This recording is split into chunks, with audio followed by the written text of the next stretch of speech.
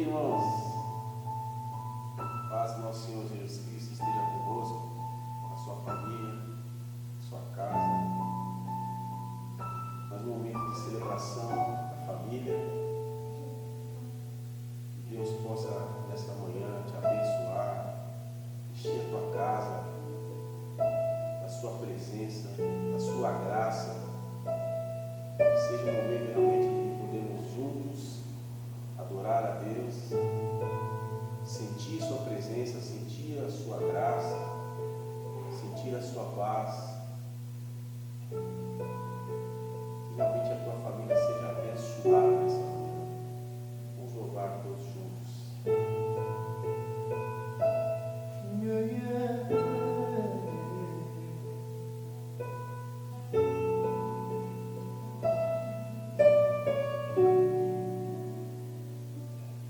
Amanheceu, nada pesquei,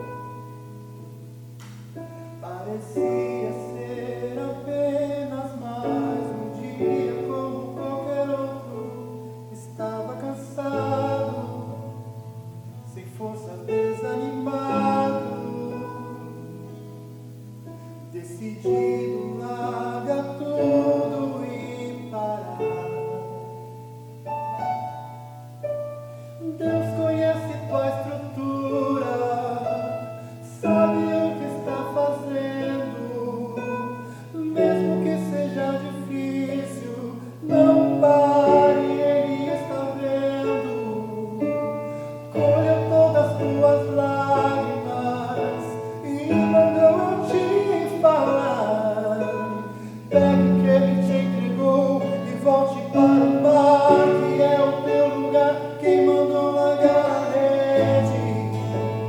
Quem mandou você parar? Volte para o mar alto, no lugar da tua vergonha eu vou te honrar. Quem mandou largar a rede? Quem mandou você parar? Volte para o mar alto, no lugar da tua vergonha eu vou te honrar. Filho, eu vou te honrar.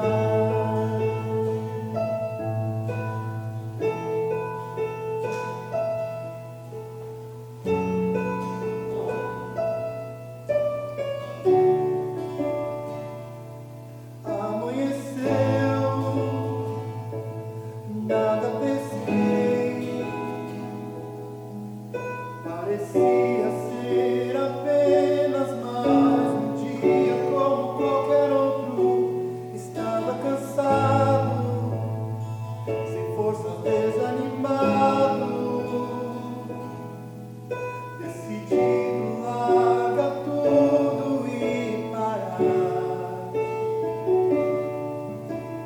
Deus conhece tua estrutura, sabe o que está fazendo. E mesmo que seja difícil, não pare, Ele está vendo. Colheu todas as tuas lágrimas e mandou eu te falar. Pegue o que Ele te entregou e volte para o mar, que é o teu lugar. Quem mandou largar a rede? Quem mandou você parar? Volte para o mar alto, no lugar da tua vergonha eu vou te honrar. Quem mandou largar a rede? Quem mandou você parar? Volte para o mar alto, no lugar da tua vergonha eu vou te honrar. Filho, eu vou te honrar.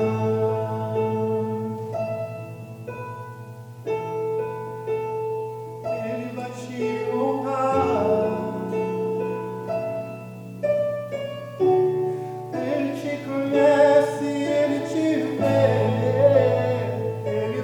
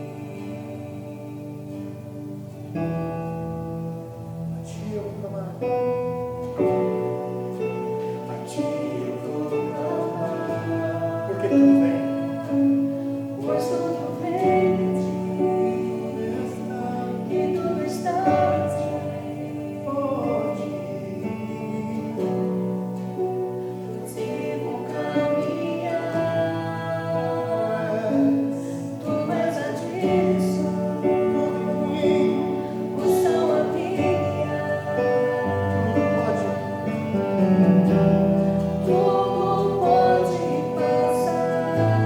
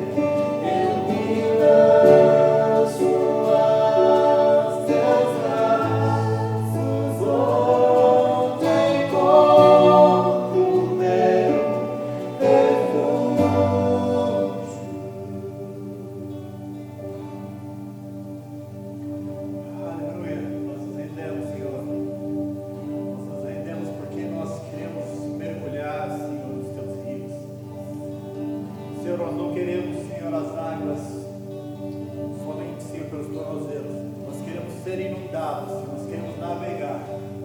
Nós queremos mergulhar no Teu rio, Senhor. Mesmo sendo, Senhor, no televisor, no celular, nós queremos nos entregar por inteiro. Sermos o que somos, Senhor. Sendo na igreja ou fora da igreja, ou na nossa casa, ou na televisão, ou com parentes ou com amigos, nós temos que adorar e entregar a nossa adoração a Ele, a quem merece toda a honra e toda a glória. E nós queremos nos afundar, nós queremos mergulhar nos Teus rios. Nos permita, Senhor, sentir a Tua presença. Nos permita, Deus.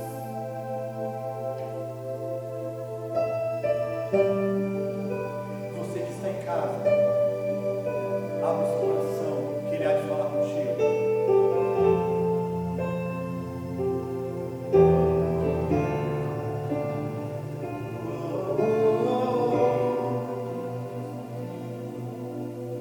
Cante comigo, eu navegarei.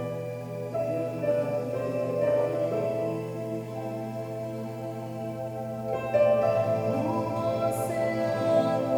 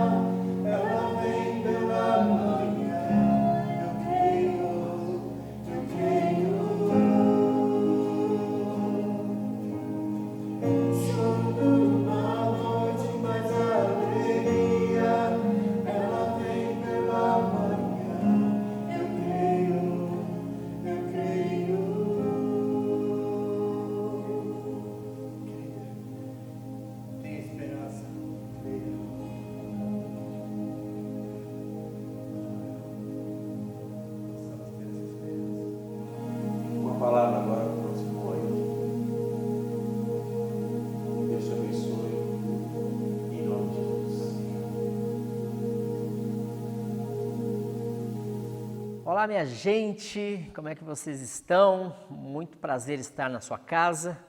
Obrigado àqueles que nos assistem de outros estados, outros países também. Temos pessoas que hoje têm acesso a nós. Agradecemos muito aí a sua audiência, a sua participação. Participe mesmo, dê a sua opinião, dê assim um comentário. Não deixe de se movimentar, de ter uma ação também nesse vídeo, tá ok? A paz seja com todos nós. Eu queria hoje falar rapidamente sobre Ezequiel capítulo 37. Israel estava em crise, uma crise complicadíssima, um dos piores momentos de Israel, da nação de Israel. E Ezequiel, um profeta, foi chamado por Deus para ser uma voz naquele momento. Então Ezequiel capítulo 37 é um texto famoso, do vale de ossos secos. Vamos ler. Diz assim, 37:1. A mão do Senhor estava sobre mim, e por seu espírito ele me levou a um vale cheio de ossos. Ele me levou de um lado para outro, e pude ver que era enorme o número de ossos no vale, e que os ossos estavam muito secos, sequíssimos. Ele me perguntou: filho do homem, estes ossos poderão tornar a viver? Eu respondi: ó soberano Senhor, só tu o sabes. Então ele me disse: profetize a esses ossos e diga-lhes: ossos secos, ouçam a palavra do Senhor. Assim diz o soberano, o Senhor, a estes ossos: farei um espírito entrar em vocês, e vocês terão vida. Porei tendões em você, e farei aparecer carne sobre vocês, e os cobrirei com pele. Porei um espírito em vocês, e vocês terão vida. Então vocês saberão que eu sou o Senhor. E eu profetizei conforme a ordem recebida. Enquanto profetizava, houve um barulho, um som de chocalho, e os ossos se juntaram, ossos com ossos. Olhei, e os ossos foram cobertos de tendões e de carne, e depois de peles, mas não havia espírito neles. A seguir, ele me disse: profetize ao espírito, profetize.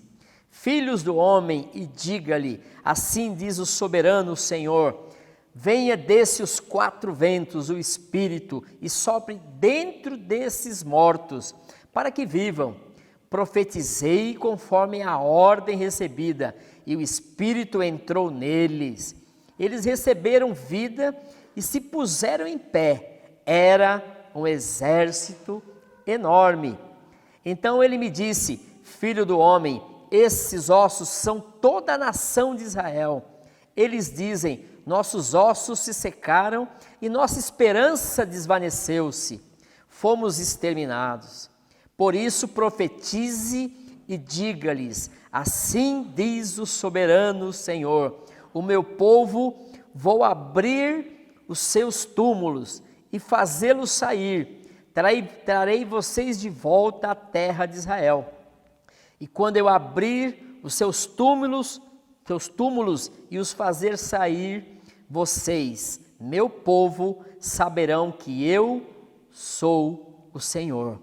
Porei o meu espírito em vocês e vocês viverão, e eu os estabelecerei em sua própria terra.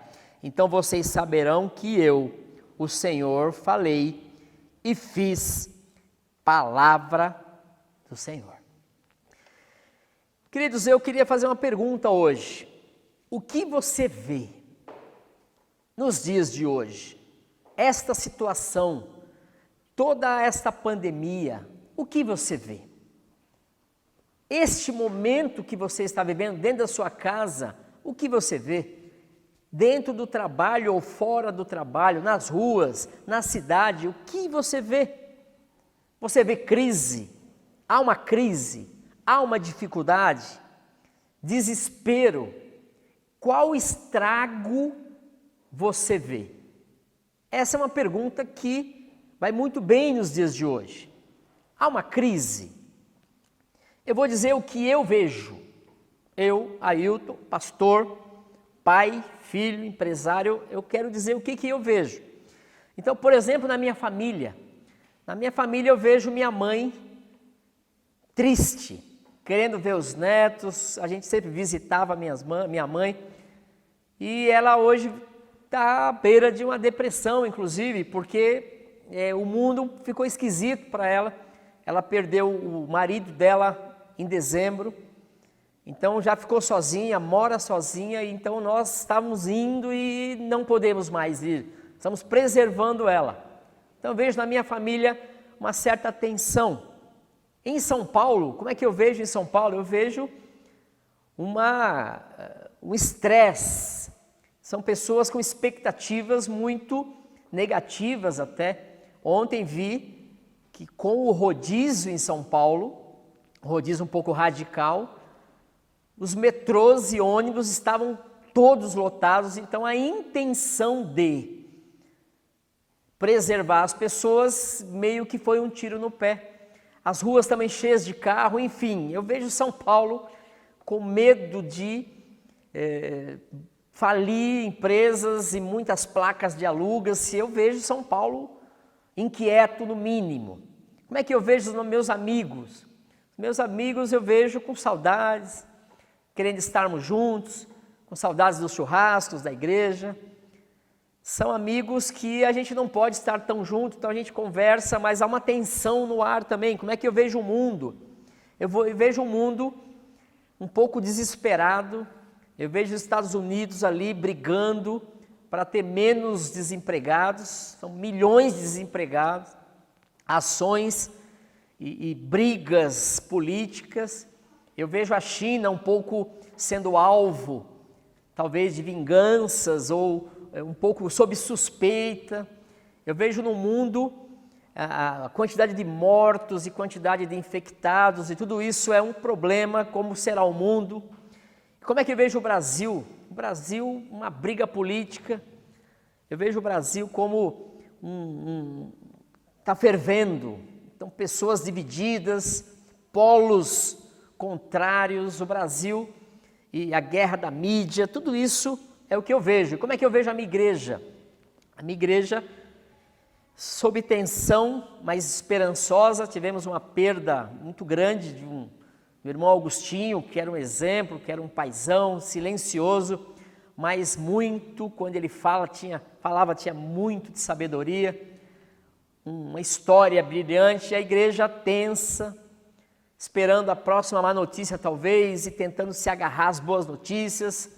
Saudade do lugar, saudade de estar junto. Não é a mesma coisa uma live do que estar junto.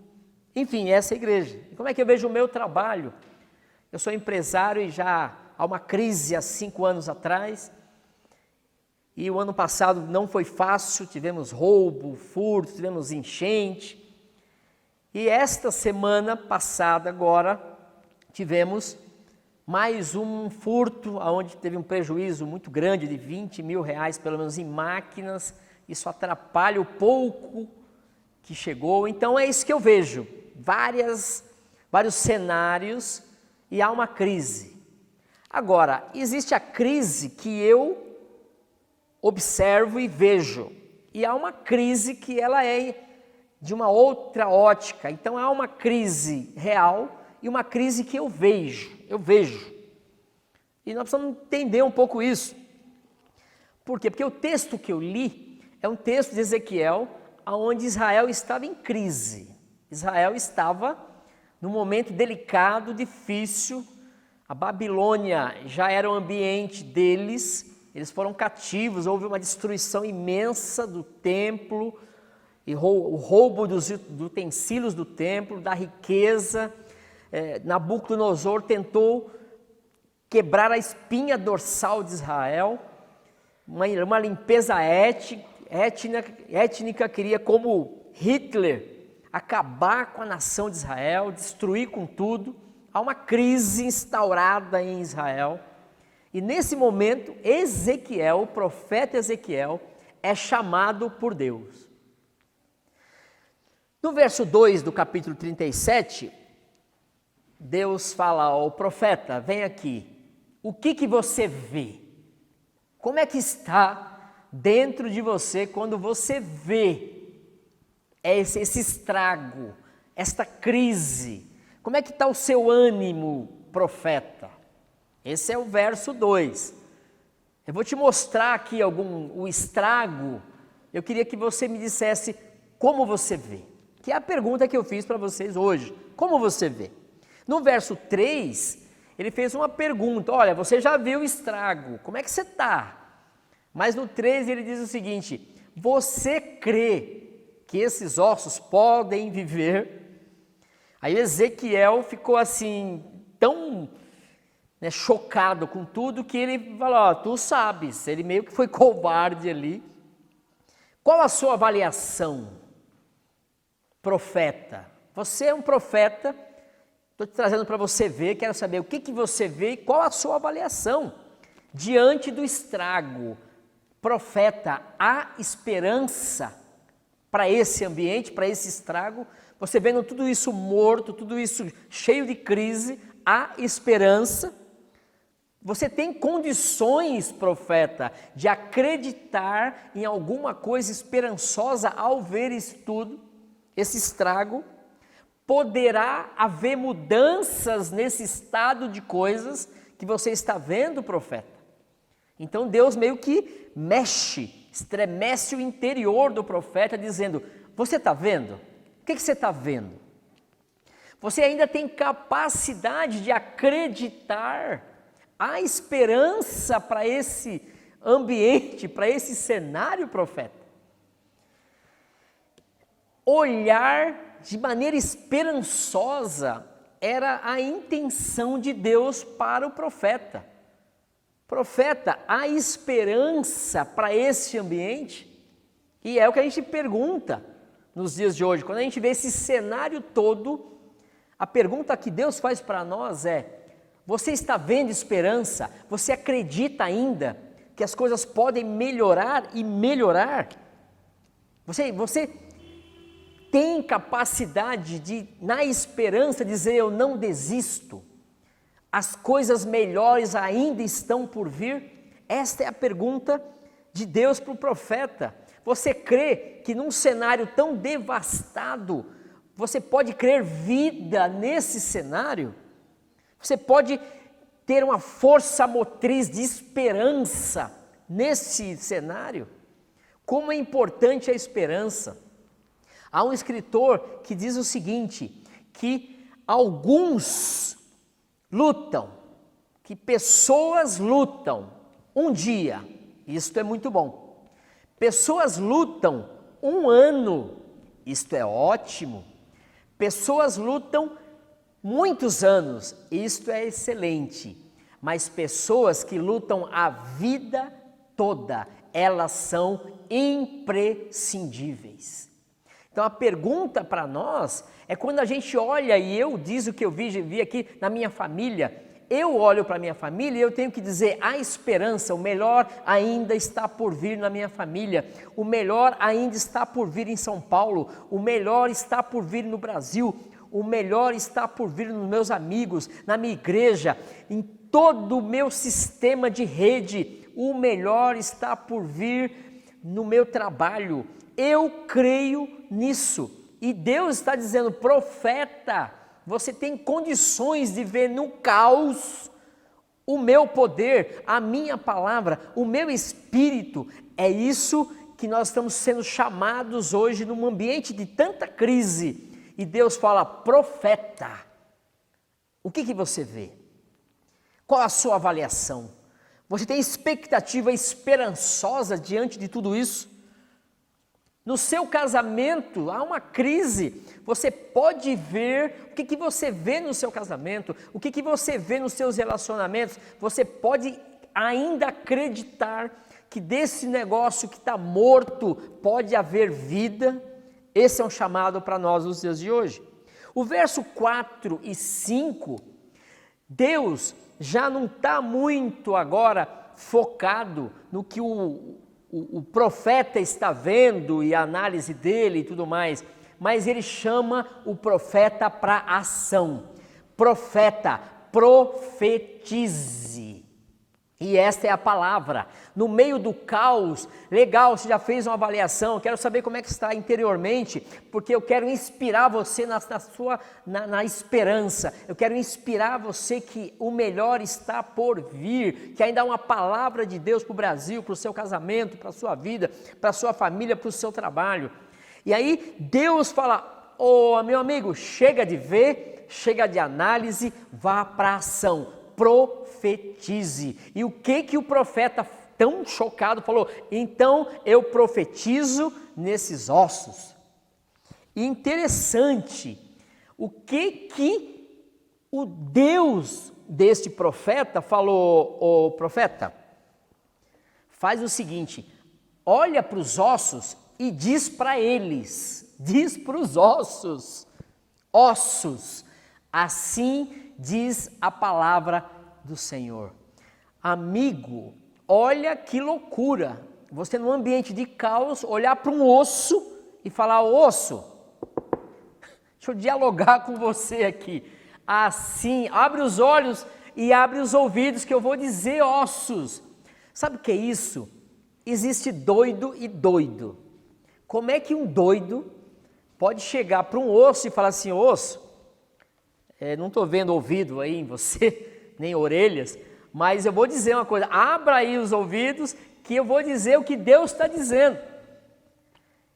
Meus amigos, é tempo de malucos de Deus no caos. Esse Ezequiel, esse profeta, ele foi louco. E ele deve ter pensado assim, eu não tenho fé para isso. E às vezes, a gente não precisa ter fé, a gente precisa ser obediente. E Deus está falando assim, profeta, profetiza no caos, profetiza na morte, profetiza nesse estado de coisas, vamos mudar. E às vezes, queridos, precisamos ser loucos, malucos de Deus numa época dessa. Enquanto todo mundo está dizendo isso, você fala, não, há uma palavra de Deus e eu vou profetizar sobre o estado de coisas nesse dia. E aí ele deve ter pensado assim, bem, como eu devo pensar, é Deus que está nesse negócio. Eu vou falar no nome de Deus. Qualquer coisa põe na conta dele. E Deus fala assim, põe na minha conta mesmo. O que nós queremos entender é que às vezes a gente não sente nada. E não precisa sentir fé. Às vezes nós temos que fazer por obediência. Já disseram para um pregador, meu amigo, quando acaba a fé, como é que você faz para pregar? Aí o pregador fala assim, eu continuo pregando até a fé voltar. E é assim, não precisa sentir. Se a fé sumiu, a gente faz por obediência. E o que é obediência na Bíblia? É um compromisso, é uma lealdade a Deus, mesmo que eu não sinta nada. É mais ou menos o que acontece no casamento. No casamento não quer dizer que a gente sinta todos os dias aquele arrepio, aquele amorzinho, mas a lealdade, o compromisso que eu tenho no casamento, eu faço por obediência. E quando a gente faz por obediência sem sentir, logo mais a gente passa a sentir, a gente volta a sentir. Então nós vamos ser assim, não interessa o estado de coisas que está em São Paulo, no Brasil, no mundo, vamos profetizar em nome de Deus, mesmo que não sinta muitas coisas. Veja bem, por isso que a Bíblia diz, em Mateus, em Lucas 9, aquele que põe a mão no arado, não olhe para trás, porque senão deixa de ser apto para o reino de Deus. Não dá para desistir, não é hora de parar. E aos que desistem, em Hebreus, fala que Deus não fica muito alegre com essas pessoas, não. Deus não se alegra com aquele que retrocede. Então, eu não sinto nada. Continue. Continue sem sentir mesmo, que lá para frente a gente passa a sentir. No verso 7 e 8, o profeta já tinha profetizado. Então ele ouviu barulhos e ossos com ossos batendo neles, aí veio tendões, veio nervos e veio pele. e um exército se formou. Ora, esse exército se formou, mas estavam paradinhos. E o profeta falou, então, agora eles já estão aqui, e agora? E agora não pare, continue profetizando. Porque a gente acha que na primeira maneira de trabalhar não aconteceu nada. E Deus falou, calma, você não pode parar, não tem condições de parar. A esperança e as coisas ainda estão por vir, não paremos. Continue, profeta. Porque, mas eu estou cansado. Então, a hora que o cansado para, é a hora que o medíocre para. Eu fiz educação física e eu tinha que aprender a nadar, que eu não sabia nadar todos os estilos, e eu chegava antes na faculdade para nadar. E aquele sufoco, enfim, mas eu aprendi a nadar. E na prova, a prova era feita como? Foi um dia de prova horrível. No inverno, chovendo, e nós tínhamos que dar vários tiros para nadar, vários estilos, e essa era a prova. E muita gente desistiu na hora do cansaço. Mas eu lembrei de uma coisa, que na hora do cansaço, os medíocres é que param. Os corajosos falam assim, é a oportunidade de eu continuar, de eu provar para mim mesmo. A gente nem sabe direito como é que acaba, mas o não desistir é o segredo, perseverar é o segredo. E aquilo é uma vitória que você traz para a vida. E o profeta está sendo inspirado a dizer o seguinte, não pare, continue. No verso 11, diz o seguinte, verso 11, então ele me disse, filho do homem, esses ossos são toda a nação de Israel. Eles dizem, nossos ossos se secaram. Quem disse isso? O exército de Israel está dizendo, os nossos ossos se secaram. Toda a nossa esperança se foi. Por isso, ele falou para o profeta, profetize. Por quê? Porque Deus está dizendo, olha, toda a nação disse que está seca. Em outras palavras, profeta, você não é todo mundo. Todo mundo está dizendo que vai ser um caos. Todo mundo está dizendo que vai se acabar tudo. Todo mundo está dizendo que vai piorar ainda mais, vai morrer mais gente. Todo mundo, mas nós profetizamos, nós não somos todo mundo, mesmo que nós achemos que a coisa vai piorar, a nossa parte é profetizar. Deus tem uma palavra, eu não aceito, eu vou profetizar. Aí você pergunta, mas resolveu? Esse osso vira gente, e aí ele profetizou e o Espírito dos quatro cantos vieram lá e formou um exército vivo. Aí você pergunta, mas resolveu? Na verdade não resolveu, porque Israel continuou na sua história de se dispersar para o mundo e perder a sua identidade, e até só em 1948, isso aqui foi pelo menos aí uns 400, talvez 600 anos antes de Cristo, e só em 1948, depois de Cristo, é que a nação voltou a ser nação mesmo. Aí você fala, então, não resolveu nada. Mas a gente não está preocupado se resolve ou se não resolve. Nós estamos preocupados se é certo. Profetizar é certo. A atitude e a função do profeta é profetizar.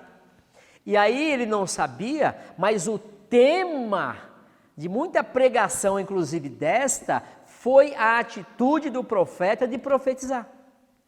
Então não fique preocupado se vai dar resultado ou se não vai dar resultado. A questão é certo e bom profetizar. Faça a sua parte. Então o que eu quero dizer hoje é que nesse caos que a gente está vivendo, nós precisamos tomar uma decisão. Primeiro é crer que Deus tem uma palavra para o Brasil, para São Paulo, para a minha vida, para a minha família, para o meu emprego, para o meu trabalho, para o meu futuro. A outra é que eu preciso profetizar. Eu sou um exemplo, eu sou um espelho para muitas pessoas. Então Ezequiel foi um espelho para a nação de Israel, é um espelho para muito pregador hoje, inclusive eu. Enfim, nós somos esse espelho, somos os doidos, os malucos de Deus que vão profetizar no caos, nas famílias que perderam pessoas, nas famílias que estão a perder pessoas. Nós somos a voz da esperança.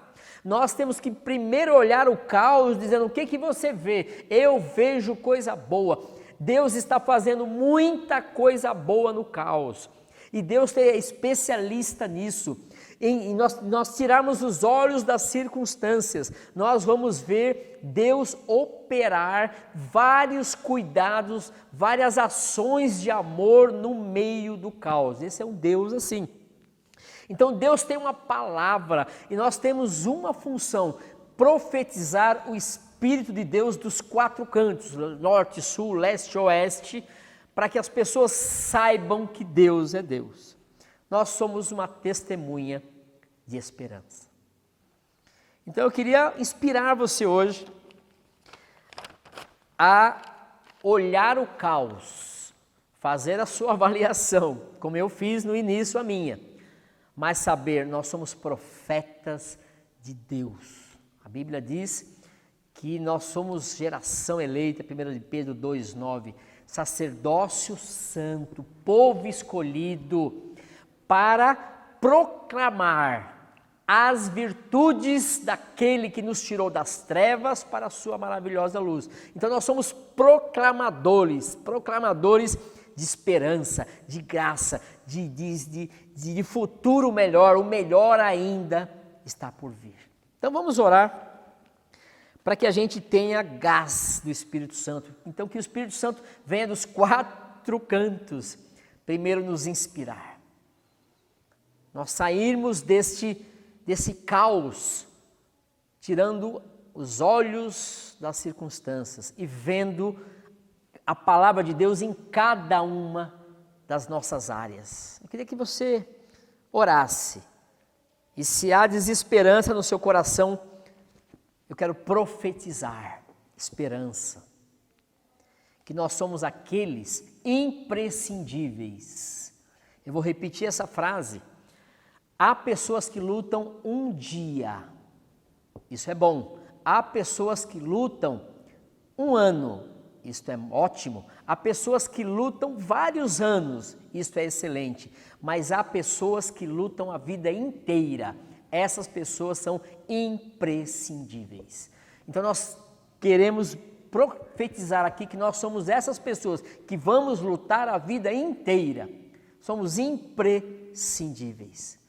A Bíblia diz em Romanos que a criação geme esperando a manifestação dos filhos de Deus. Por quê? Deus se manifesta entre nós e nós somos essa esperança, essa palavra de alento, esse profetizar do que é bom. Então vamos orar, que Deus mande o Espírito dele dos 4 cantos do mundo, para que esteja com você nas suas áreas, nas suas dificuldades. Não importa o que vai acontecer, o melhor ainda está por vir, no seu casamento, na sua família, na sua casa, nos seus sonhos. Não abandone os seus sonhos, eles estão aí. É o momento de pausa, é o momento de rever as trajetórias, as jornadas, o alvo. É hora disso. Isso é empolgante.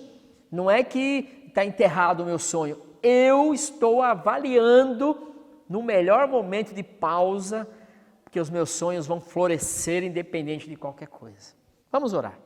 Pai querido, obrigado pela Tua palavra, obrigado pela Tua bênção de termos a oportunidade de ouvir Tua palavra. E eu profetizo sobre as famílias, sobre as casas, sobre o caos, sobre a crise. Eu profetizo vida. Que além das circunstâncias está a Tua doce, maravilhosa e confiável palavra. Então que cada um tenha primeiro esse visitar do Espírito Santo, essa alegria de saber que é filho e que tem a oportunidade de se jogar no teu colo, Deus, que obrigado, porque o teu colo é disponível para nós, temos livre acesso a ti. Então fortalece os teus filhos, a tua igreja, para no segundo momento. Já estava lá? Então é nós. Casamento, para trazer vida para o Estado, para o país, para as pessoas, para os familiares, para os amigos, no trabalho. Espírito Santo, cremos, teimosamente cremos, que o Senhor tem uma palavra para cada um nesses dias. Que haja esperança, que os nossos olhos se abram, que quando o Senhor nos diz o que você vê nessa crise do século XXI, Brasil, mundo, Covid-19, nós temos uma resposta para Deus. Eu tenho capacidade de ver esperança em tudo isso, que é muitas vezes uma oportunidade para nós alinharmos a nossa vida contigo, alinharmos nosso trabalho, nos inspirarmos, fazer uma avaliação dos nossos sonhos e projetos, se estão alinhados contigo, e principalmente para nós termos a oportunidade de profetizarmos para outras pessoas. Então nos dê isso, Senhor, o gás, a energia, o dunamis, a força vindo como uma dinamite do Espírito Santo para nós empolgarmos, inspirarmos outros e profetizarmos vida no meio do caos. Abençoa cada um, a tua igreja, para ser esse instrumento, essa testemunha viva do teu poder. Que não desistamos nunca e que a profecia esteja sempre armada na nossa língua para melhorar o ambiente, para transformar esse ambiente. Então, obrigado, Senhor, pela tua igreja, pela tua palavra, pela tua doce e poderosa palavra. Nos inspira cada dia mais na tua palavra, nos guerreiros do passado. E tudo isso nós cremos que vai passar, mas a tua palavra permanece para sempre. Obrigado, Pai. É o que pedimos e oramos no nome de Jesus. Amém e amém. Queridos, não esqueçamos do nosso dízimo, da nossa oferta. Você vai ter os dados da igreja aí.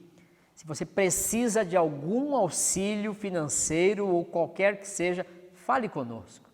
Você está numa família, queremos agradecer àquele que tem condições de dar e àqueles que têm condições de receber livremente. Conte com a igreja, continue abençoando e sendo abençoado.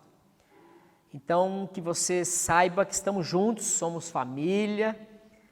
Na semana passada tivemos um culto especial. Que você saiba que você não é apenas 200 e poucas pessoas aqui na questão da família da Penha. Nós somos 5, 6 mil pessoas espalhados pelo Brasil e Bolívia. Então sinta-se em família, uma família grande que vai cobrir sempre a sua vida. Então que haja paz em ti, ok? Então que nada falte, que você tenha uma excelente semana. Uma semana de profetizar, de receber profecias. Então vamos receber então a bênção apostólica. Pai querido, que esta palavra se faça vida em nós. Queremos profetizar, porque o Senhor nos deu este poder. Somos filhos de Deus, esse é um poder, conforme o Evangelho de João. Quando te aceitamos Jesus, deu-nos o poder de sermos sermos feitos filhos de Deus. Então, que esse poder seja expresso em ações, em atos, em oração, em profecias. E que o amor do Pai, a graça do nosso Senhor Jesus Cristo e as consolações e a visitação do Espírito Santo nos 4 cantos do mundo seja conosco hoje e para todo sempre. Amém, amém, e que assim seja. Deus abençoe, excelente semana, estamos à sua disposição. Obrigado, queridos.